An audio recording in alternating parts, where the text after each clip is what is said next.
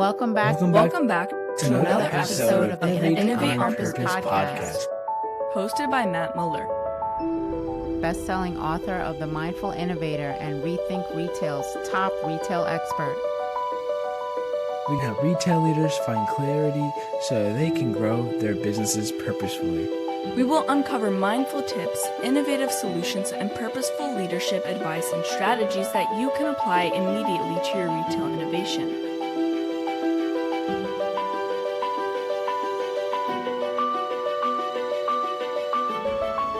Are you ready to innovate on purpose? Hey, before we jump into the episode today, I just wanted to say thank you for hitting the play button. You being here fires me up, and I cannot wait to share with you the insights that are going to make a difference in your business. Do me a favor, hit the subscribe button and leave a review so I can reach as many retail leaders as possible. They too need to hear this. Okay, let's do it.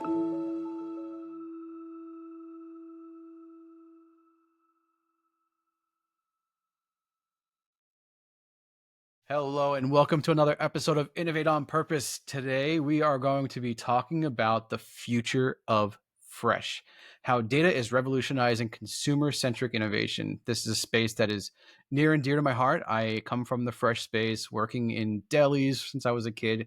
So I definitely am really excited about this conversation today, and I'm so glad that I'm having it with Jonna Parker from Circana, expert in fresh. I got a chance to meet her on a couple of IDDBA web conferences, and her insights are always impactful and making a lot of thought leaders think differently about the fresh space. So Jonna, welcome to the show. Thanks so much, Matt. These are my favorite things to talk about. So thanks for the opportunity. Of course. Yeah. It's like the things that you've been talking about in the IDDBA webinars has been so powerful just to kind of hear where we're going with as a direction with our consumer needs in that space and the consumer behaviors that are happening and how it relates to the data. And I'm just blown away with the way that Circana has been able to capture the data in the fresh section. Like back when I first started in this space, that wasn't available. We weren't able to see that granular into the space. So it's really cool just to hear some of those insights that you're talking about. Yeah, it's evolved a ton. I mean, I always joke that I fell into fresh by accident and I stayed here by choice. In full disclosure, 2003 is when I started this part of my career, early 2004. And it was only my second or third year out of school. And I was the person who knew how to work a pivot table in Excel, which, yes, kids in the early 2000s, that got you jobs, just like now knowing AI or social media gets you jobs in the new generation, right? And so I applied to this role because it was near where I was living in Chicago. And I was like, hey, so we're getting all this data from Nielsen. And I found out, right, that Nielsen up to that point and IRI had always been asking retailers to send all of their point of sale registered data to a Nielsen or an IRI. That collective had been in place since the late 70s and the invention of the barcode. But when it came to PLU stickers, like in the produce department, or in deli, the random weight codes and the white label, both companies, IRI and Nielsen at the time, were capturing it, but then kind of throwing it away or just not cleaning it, right? It was sitting in a pile of unused stuff. And so how I got into this part of my career was a gentleman named Bruce Axman and Steve Lutz and some other folks that started the Perishables group. And they started it with the insight that data would help us consult better, right, with our clients. So I'm grateful that throughout my career in insights and research, I started with a company that was founded with the idea of data is not all of it. It's a means to an ends and an insight. And so we were very strong on we need to clean the data and do something with the data. In particular, our philosophy, which is still my philosophy to this day, is when someone goes to a produce department or a deli department, they don't always think about I'm buying a barcoded item or a non-barcoded item, right? Everything scans now, right, through the self-checkout.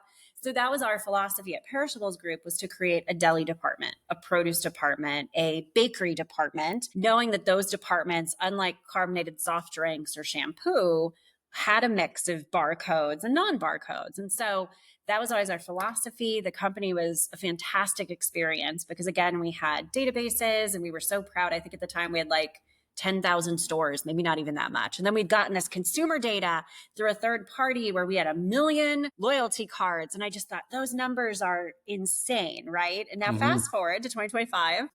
Obviously, I was at the perishables group for a period of time. I then went to a deli bakery manufacturer, and I'm so grateful that I had the opportunity to use the data that Nielsen and IRI and now Circana are producing.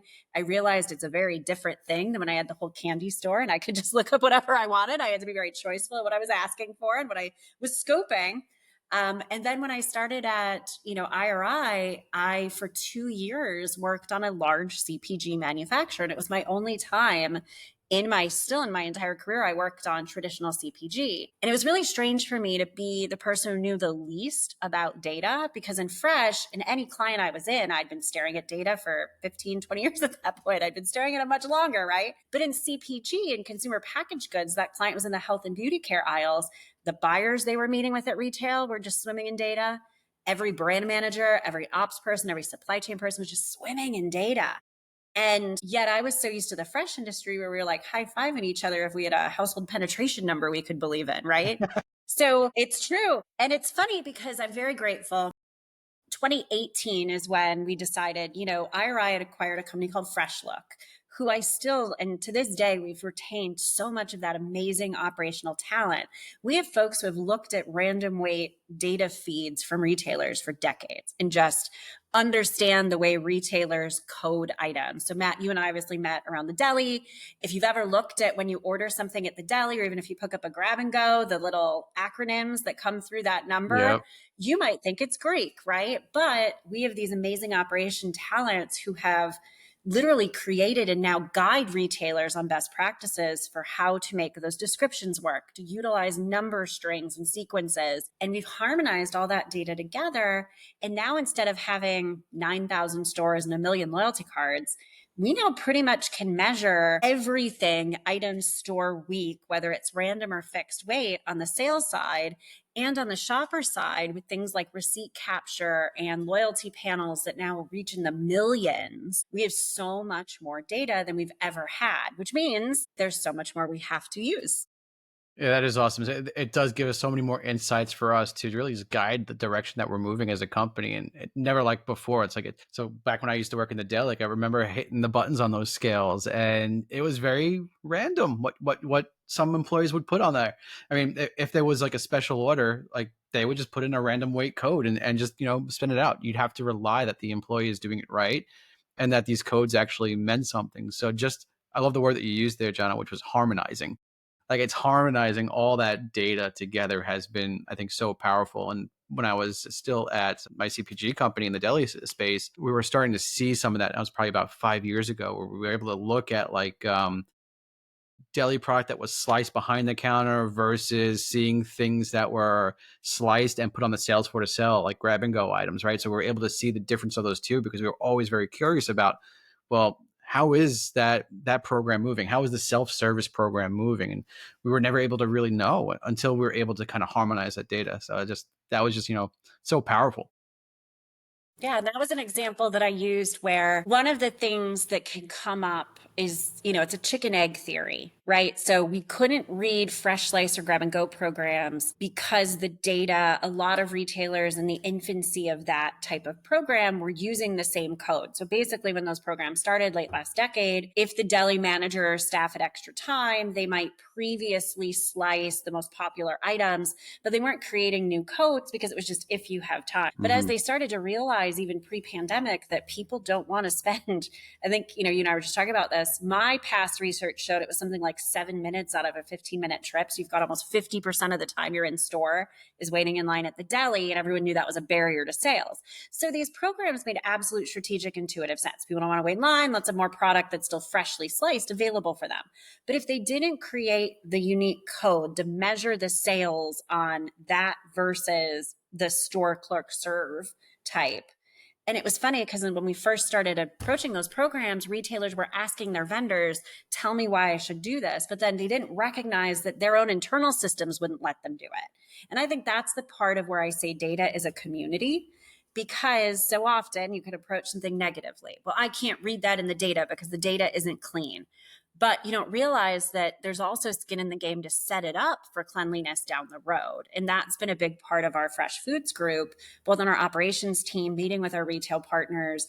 Hey, I know you really want to have immediate reads on these new items, where are you, when are you coding that new item and assigning that number? Well, we should do it earlier. So then you've got infrastructure, right? And that's been, again, commonplace in the UPC barcode world, but it was all brand new in random weight and fresh. Absolutely. Yeah. It is about setting that foundation, and it is a way that the industry that's been around for 100 years ever was done before. So it's that change management piece of how do I get the fresh departments to actually prepare for this and build that right foundation. That's so tough. Yeah, but it's funny because the answer that I've heard over my 2 decades doing this was, well, when will all of fresh just be on barcodes? But the reality is what people love about perimeter departments is its flexibility and its differentiation. So that's what I still love about this space. We've come light years, especially in some of the more sophisticated retailers, but even in some of those smaller retailers as well. You can read what you can measure what you can read. And I think that's been what's changed, not just that we now at Circana have assembled the largest amount of data that's ever existed, that data is also becoming cleaner as more people are bringing CPG style insights into fresh. So I always joke, I get asked all the time as deli prepared foods, retail food service is just blowing up. The questions I get asked are, well, how much is, back of house labor versus shipped in?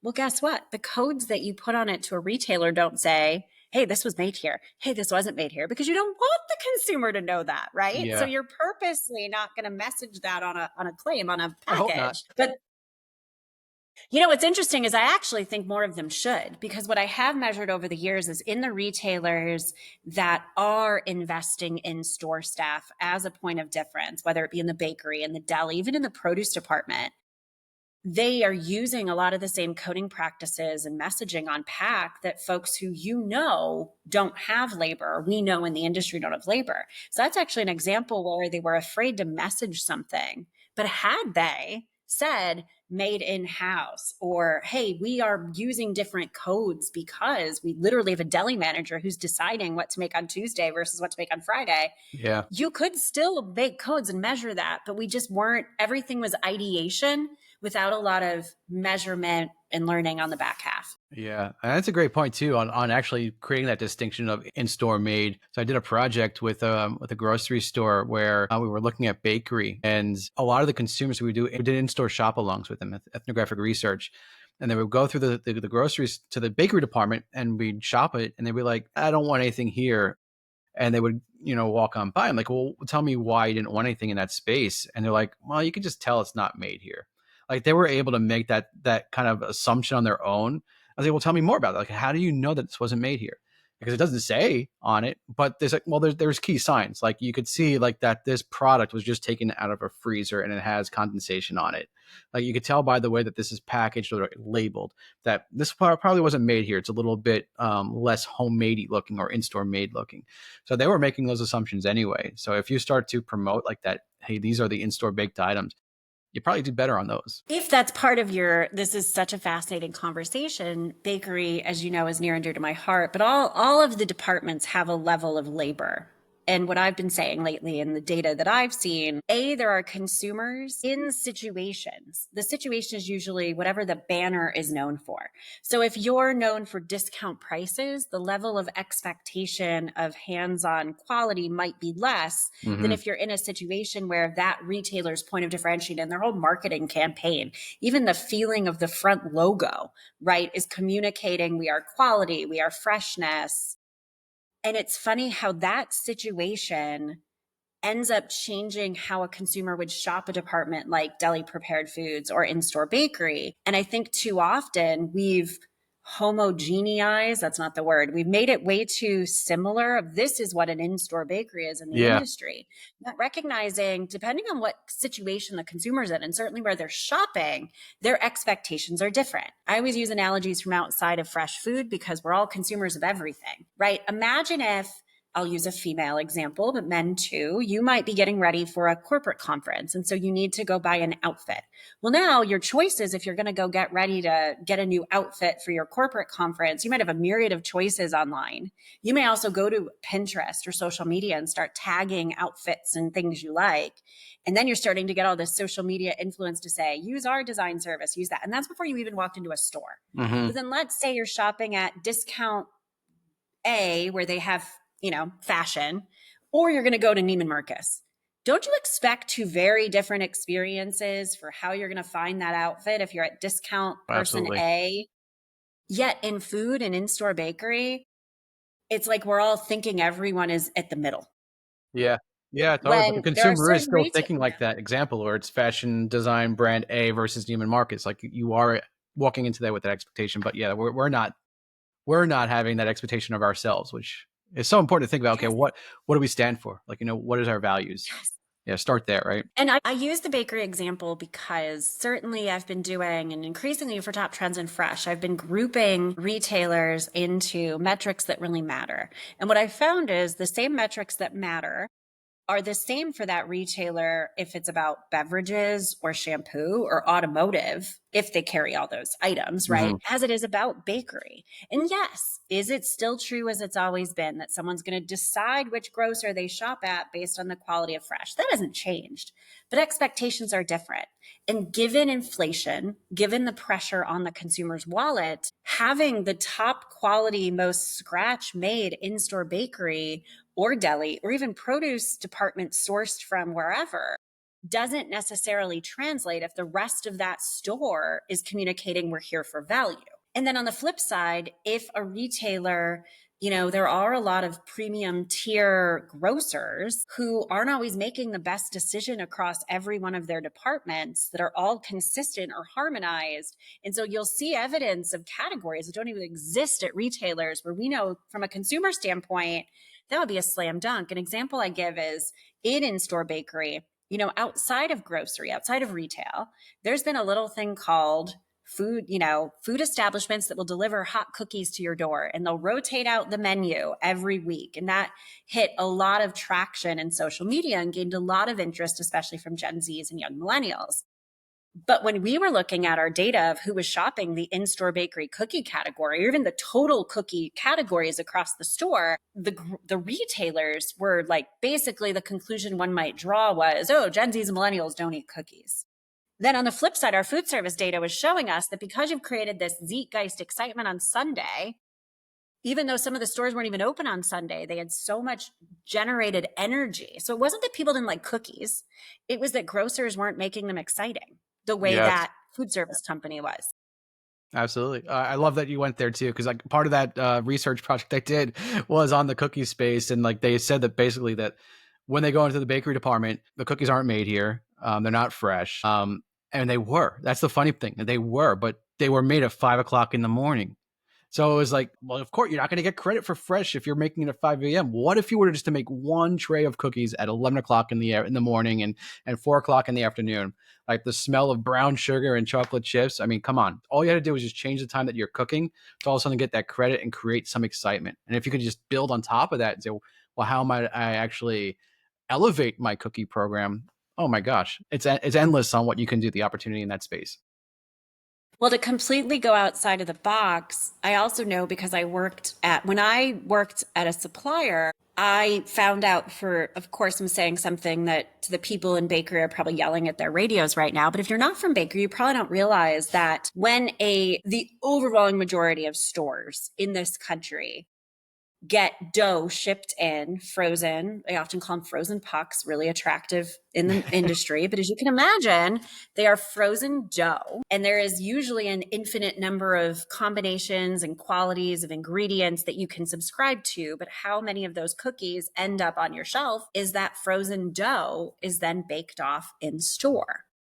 I became the most popular woman in my neighborhood when I worked for that bakery because the kids loved having play dates because I would take a pan of cookie. I would bring home different frozen doughs and make 3 of these and 2 of those. No, Jim wants a M&M cookie. I'll just put one of those in a pan. And I kept saying, people want fresh when they want it to be fresh. Exactly. Yeah. We're in this era of just-in-time shopping, just-in-time baking, just-in-time dinner making. So we've changed as a society that we want fresh cookies. And you're right. It would be very difficult, though, for a retailer to bake at 6, 11, and 4 and have the store staff there the whole time. And oh, by the way, she also needs to order inventory. He also might be available to write on a cake that someone might come in. And when are they really going to have time to bake off those cookies? But now imagine we flip the script and we said to consumers, hey, these are ready for you now. and we just baked them this morning, and we never let cookies sit on the shelf for longer than 2 days. No, by the way, then you have 10 days of shelf life when you get home. Or right here, if you really like our cookies, you could buy them and bake them whenever you want.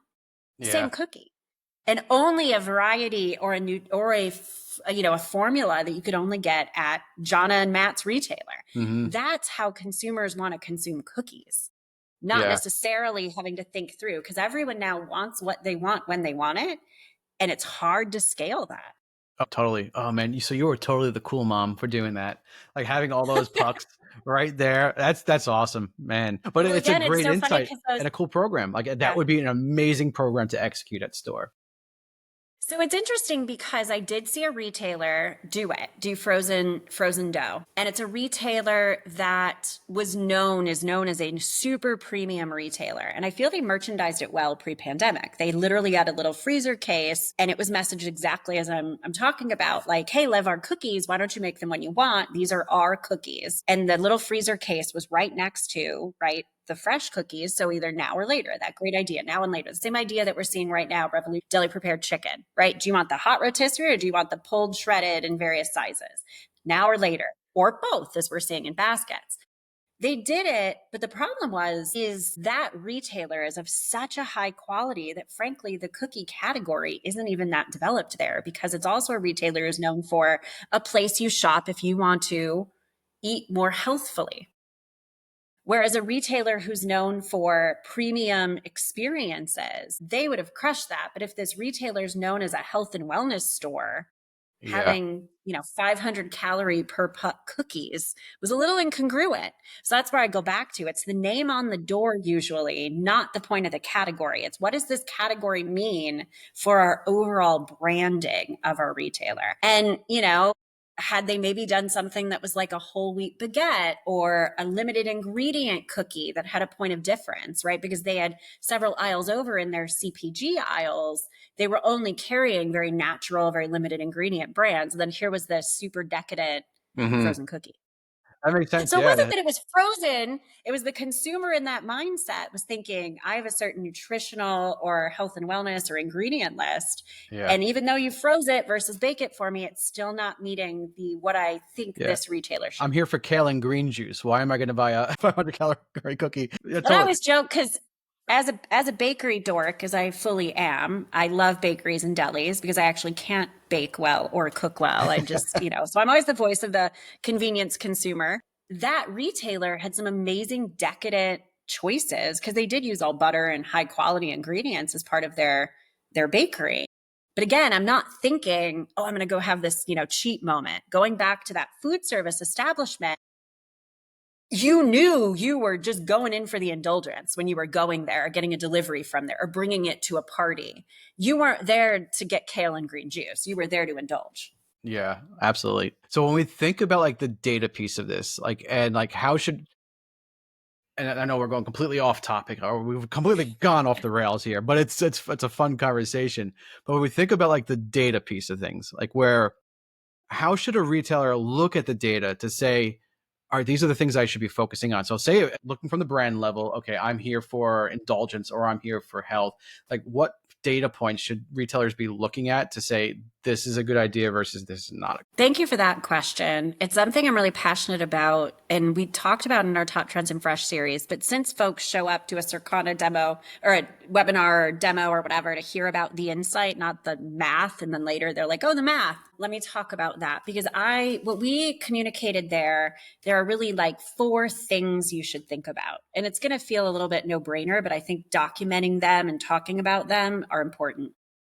First and foremost, sales performance will always be the North Star, right? So if I'm going to use the scenario that I am the manufacturer of, let's say, a line of cookies, since we're here talking about it, right? And I'm trying to evaluate, looking at year over year performance on dollars, on unit or volume, whichever is, some categories, you got to look at the number of packages. Some, like in our produce or our meat, we look at everything by pounds. And by the way, you should look at both, because just looking at volume might miss that something should be packaged in such a way to help generate more pounds based on the size of each package.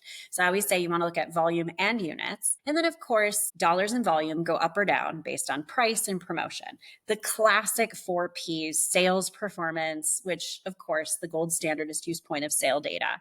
Now, what's changed in point of sale data and really sales performance analysis is we now have more retailers giving actual items store week point of sale data into Circana. And so we're able to measure places, not just grocery, but we're able to measure club in its entirety, with every club retailer giving us data. There are discount grocers who've disrupted, who may not be a traditional grocery store, but they're adding lots of volume, even in fresh categories. And when we started to look at their data, we realized even though they're only really carrying fresh salmon in their seafood department, they sell so much fresh salmon. They absolutely changed the sales trajectory of the nation or the region, or certainly the markets or rest of markets where they were competing. So having all that sales data remains the gold standard. And yes, in fresh, it is table stakes now to look at your sales performance data. It's why we've made our publications with places like IDDBA at least have the dollars, volume, price of every category, because that's just table stakes at this point, right? Of course, it goes down to, I know how much was sold at this store on a Tuesday. That's where we can go crazy with it. But at minimum, you've got to understand dollars and volume and how price and promotion relate to them, and then distribution, the other core metrics. I think the underserved part of the funnel, one is understanding competitive performance. So I make that its own thing, because whether you're a retailer, let's say I'm a cookie manufacturer and I'm talking in-store bakery, and let's say I want to get them on a frozen dough program, right? I want to understand how they're performing versus the rest of market in my category. But I also always say to folks, understand not just how that category or brand is doing, because every category and product and brand is because someone chose to pick retailer A versus retailer B, probably for more things than that category and brand, right? A lot of products, I always say, are primary products. So like, I'll use produce as the example. 18 of the 20 most popular bought products, most frequently bought products, are in produce. But certainly some categories are the reason you came in, and other categories came along because you bought product A and then you also bought product B. But you always are buying things in context of each other. So you've got to understand the brand, the category, the department, and then the total retailer foot traffic. So that competitive landscape of that retailer, which the metrics I usually use, of course, are dollars and volume, but we are using our shopper data so much more in competitive landscape work. I love to look at a metric called share of wallet, which means of the dollars that someone is spending on cookies in the in-store bakery or perimeter bakery, what percentage of that total cookie spend does that retailer get? And then I also love looking at shopper conversion. So a lot of folks don't think about that. They're just doing dollars and volume. But to get dollars and volume, you had to get a shopper to shop that retailer and convert by buying that product at that retailer. So I've seen lately that competitive landscape from retailer to retailer looks different. And honestly, I can almost get to this point where I can predict what that category or brand is doing at that retailer by just looking at what foot traffic and conversion rates they have of the parent food and then the department, right? And then it becomes, so then you figure out, is the problem, if my dollars of cookies are weak, and it's not because of a unit volume program or my promotion hasn't changed. Oh, wait, the bakery is not getting the same conversion. We're not just getting the deepness. We're not getting the turns. So then that gets into the personifying metrics. I love then looking at, especially, who's buying what, right? So that gets into your shopper profiling and your core shopper metrics. Who's buying? How often are they buying? How frequent, how deep are they buying? And so we've really created this scorecard for shopper behavior that kind of lets you grade, is the problem that we're not getting enough people to buy us? I've really found that it's frequency that started. It's usually that most departments and categories can get occasionally purchased, but getting to that frequency lever really drives a lot of competitive advantage and dollars. And then the fourth piece, which I'm going to be a little self-serving here, but I'm honestly excited to work for Circana for this fourth piece, how someone eats something is brand new. A lot of folks didn't realize that they've realized that for decades, the former NPD company, now a part of Circana, has been asking and having food diaries. So we now do it digitally, but on a daily basis. My son and I participated in it in December. You eat, what ingredients went in, why did you eat it, what was your motivation, was it a special occasion or not? So in our data, it proved that my 14-year-old eats a lot of chicken nuggets and mac and cheese. But for 7 days, right, we looked at him as an individual eater, as an influencer of my purchases, but what he was eating on his plate. And that consumption data is so rich and valuable. So going back, we've done a lot of work lately where we looked at the dollars in volume.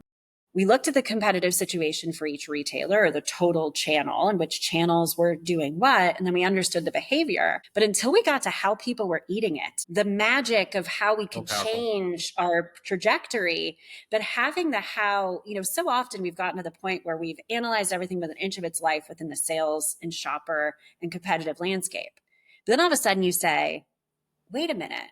And one of the recent examples I've used a lot on the speaking circuit is grapes. So fresh grapes is a category in the continuum of data where we've got some great work being done, but it's still in its infancy of using data and analytics in fresh grapes, unlike in cookies, by the way.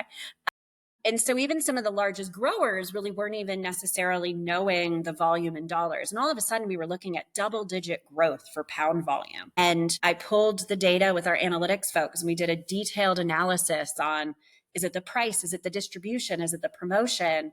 Is it one retailer over another? No, all these retailers are just going up and up and up in their grape pounds sold. So it's not unique to a certain retailer, which I've seen before, where some retailers just doing amazing and other retailers are not. This with grapes, it's all rising tides were rising. We were seeing this trend in the demographic data that increasingly it was actually being one of the categories in fresh fruit that younger people were buying more and more. Wow. So of course I turned around to talk to younger people, and they were like, yeah, there's this thing where we're freezing them and rolling them in Jell-O, and it's a great healthy snack. And all of a sudden grapes, which we didn't want to buy before because it was inconsistent with how it tasted and it would go bad so fast. When you freeze them, like TikTok showed me how, or social media. And so sure enough, I asked our consumption panel experts, and they were like, yeah, we're seeing more people are eating more grapes more often, and they're reporting that they're freezing them. Wow. That fourth layer of how they're consuming them answered what the other three data sets couldn't. That is absolutely brilliant. I totally love that story. And I had no clue that was a thing. And I can't wait to go freeze the grapes that I have in my fridge right now. Well, it's funny that. because, but to your point about ethnography and talking with our partners in the grape industry, both on the retailer and the supplier side, it all gets back to solving a problem. So whether we're just talking to consumers, or again, with social media, now you have consumers solving problems, but getting in front of millions of people with how they're solving it. It's a very interesting and rapid funnel. But when you get back to the root of it, where grapes have always had issues is, in this country, I'm speaking for our supplier partners here, I'm not a grape grower, but having done work and talked with a lot of folks, we had been moving more toward developing grapes and growing grapes for what a merchant at a retailer would want to buy them for. And Matt, can you guess what a retailer decision maker, what attributes he values in grapes? Price and also price shelf life. Bingo. Price, shelf life, and shatter. So grapes, like many fruits, are one that aren't encased in something, and so they can be bruised easily. And we've all opened a grape pack and been like, oh, there's that gross one. I don't want to eat that. So for not to shatter. And that's what a merchant bought grapes for a long time. And then he wanted that price to be competitive because grapes is one of those categories that everybody's like, oh, well, they're 99 cents here, and I'm going to use that as a reason to drive foot traffic to my other stuff. But actually, shatter and shelf life aren't the highest priority to a consumer. Taste is. Yep, absolutely. I didn't realize this myself, but freezing them and rolling them in Jell-O or another low sugar thing does make the taste a lot more even. And when they're frozen, the taste isn't as important, or if you're putting them in a smoothie. And so had we gotten to the heart of what consumers wanted with this category, not just what the retailer decision maker wanted, it created a whole new growth trajectory for the category. That's amazing. Like just the way that you have that fourth layer in there. So that really is where it becomes consumer centric. Like having sales data is nothing new for Center Store. Having sales data for Perimeter absolutely is kind of new for retailers. But then that piece of just that food diaries and getting the consumer behavior absolutely is so powerful. And that's really where innovation can really flourish. I'm curious, Jonna. Yeah, and I think, go ahead. I was just going to say the other thing I want to tell people, because they're probably all listening going, oh, what's that cost us? $1 million? And there was a day when it would have, right? Like going out and diarying or going out but I always remind people, I was very bullish, as were my partners, as we built the Fresh group at Circana, that are syndicated, meaning something that someone can use off the shelf, which allows us to sell it at a much lower price point than something we do custom or just for that retailer or that supplier. If we could get a really strong syndicated offering for the fresh data, it would bridge the barrier. Because the reality is when there wasn't data, then no one has budget, right? Like, Yeah. I've sat with and worked with companies, you have too, right, Matt, that have always been able to sell their goods without investing in insights and data. And so I knew, unlike CPG, which had 40 years to develop roles and budgets and processes, in Fresh, we were literally going to have to start driving on the highway at 55 to 60 miles an hour with a quick on ramp. And so what I always try to tell people too is and our partners at Circana have been big on, we want each of these solutions to have a very low cost of entry, because once they start using them, and you experience this where we worked at together, to go from there's no data to a ton of data and you just spent millions of dollars on it has a really high ROI barometer by the leadership. Yeah, absolutely. And so we've been really trying, and I'm trying to speak about how we want folks to start using data and not have cost be a barrier. Now, for $10,000, you're not going to get what another company invests $10 million in, which is true, by the way. There are companies, brands of the same size, where if you're fresh, you mainly are spending this. And if you're selling into a buyer in beverages or health and beauty care, you better spend 10 times that. But the insight itself, we should start with an onboarding option that we scale back as data nerds, how many data points you get, and maybe the charts are more simplistic. Yeah.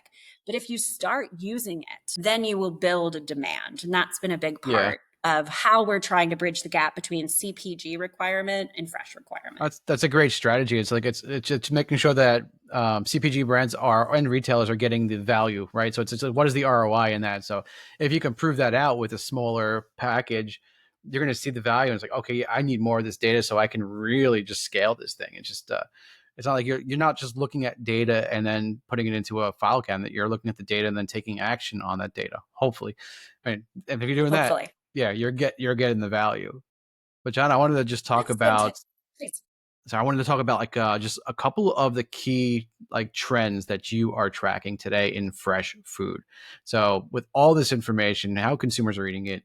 Grapes and Jello, awesome, great start. What are some of the other like really like top level trends that you're seeing that retailers need to act on? Like they just need to act on it. I mean, there's myself, and I get to be part of our thought leadership circle at Circana. And what's been interesting is and again, we've got members who have mainly worked in the general merchandise space, like sporting goods or apparel. And then of course I've got colleagues like Sally Lyons Wyatt, who's just unbelievably amazing at what she does. And she has an amazing team that looks at trends. And I always say the word trend has two definitions. One is the buzzword. So right now, the buzzwords, whether they be in fresh or anywhere, is tariffs. What are tariffs going to do to someone's willingness to pay something? And that, to me, the word tariff is a trend, which is part of the news cycle. But the question behind the question is, if the price of this goes up, what happens to the behavior, to the sales of other things? And so even though we're using it to help clients understand the potential impact of tariffs and things affected,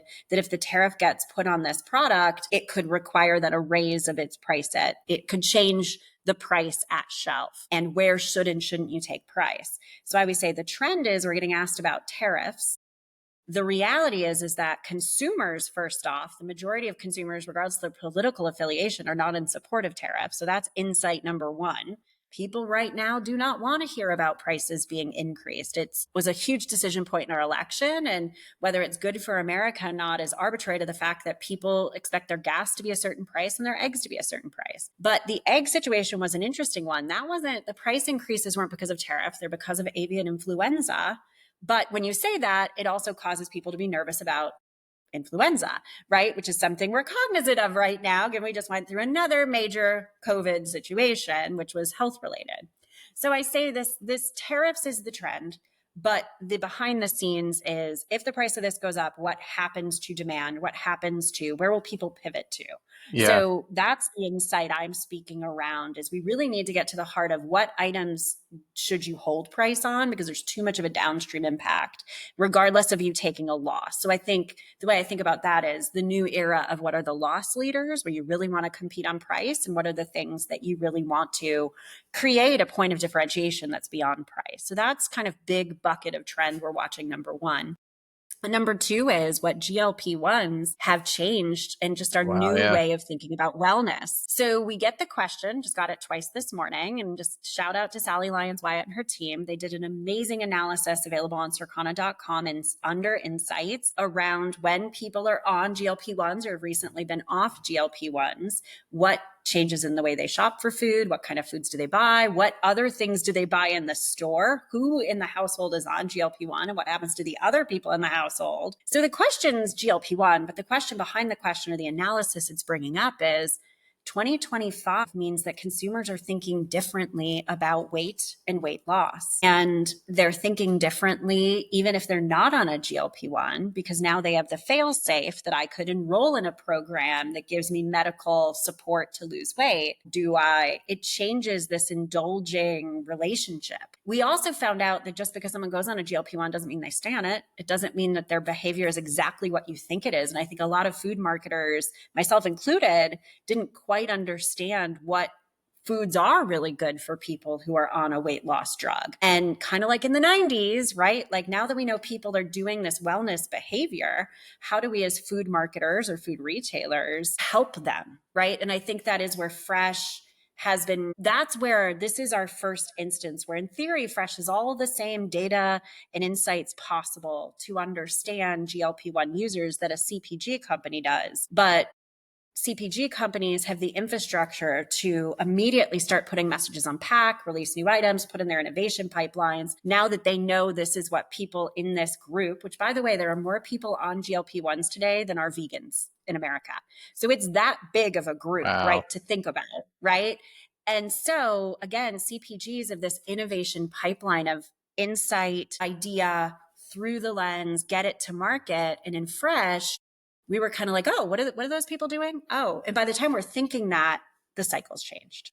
Yeah. So I just bring those up because literally just this morning, it's Monday morning, I got asked about it. I was out with clients last week. I got asked about it. So to me, those are kind of the two things that I'm being asked about a ton.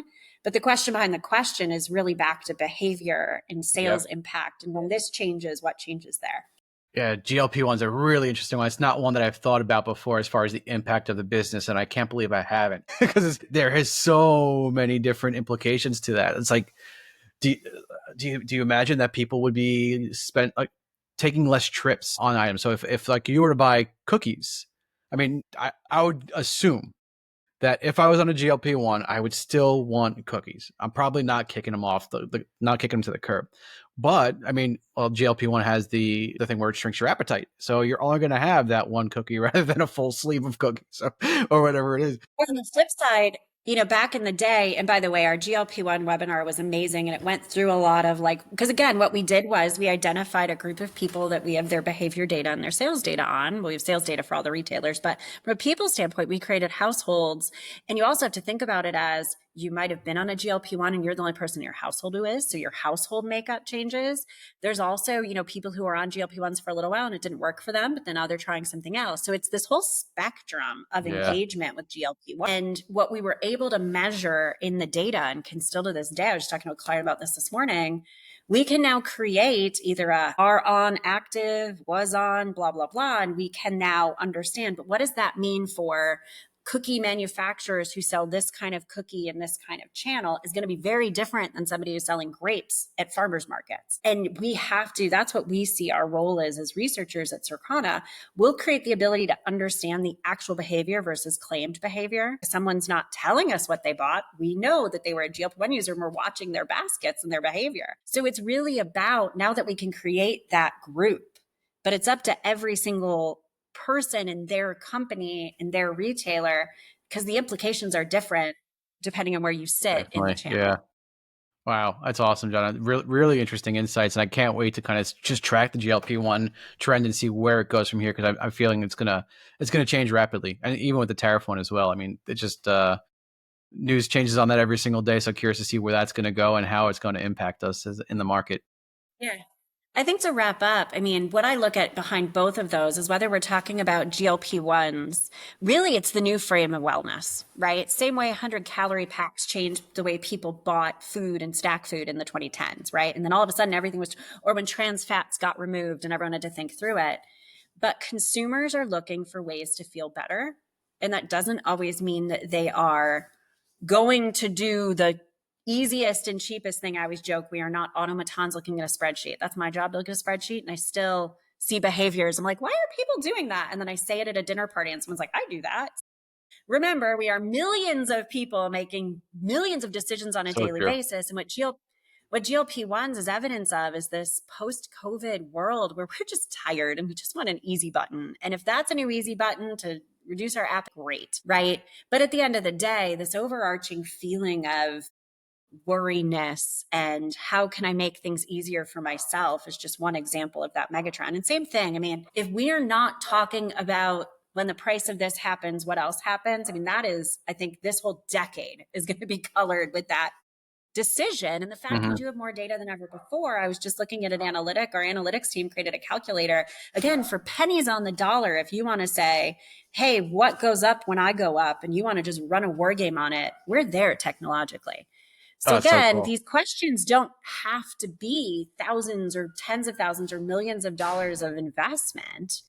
Odds are we can get people answers in minutes for pennies, but let's answer the question versus thinking we know the answer. Amen to that. That's a great way to end off the topic today, because yeah, it is so important to make sure that we have data that's supporting us and not just making assumptions and running with that. Thank you for coming on the show. Thank you to you and Circana for supporting the industry. It's definitely support that I have appreciated, being in it for so long, and I just love to see the way that it's evolving. So thank you so much.